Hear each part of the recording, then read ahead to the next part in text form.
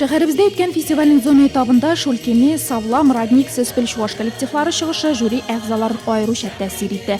Нәтиҗәдә финалга чыккан әлеге 4 коллектив гала концертта катнашу хокукына ия булды. Тик айрым-айрым түгел, барысы бергә. Шулай итеп 40лап кешедән торган зур бер ансамбль тупланды. Катнашучыларның иң яшенә 45 яшь булса, иң өлкәненә 79.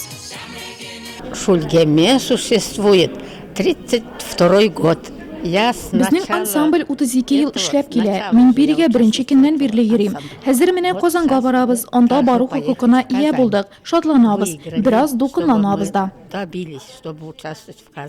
Кичә җыелма ансамбль гала концертка әзерлек кысаларында генераль репетицияда булып кайтты. Шулай да Татарстан безнең йортыбыз этномәдәни фестивале сәхнәсе Нурлатлылар өчен яңалык түгел. 2012 һәм 2013 елларда райондашларыбыз әлеге чарада лауреат исеменә лаек булган иде.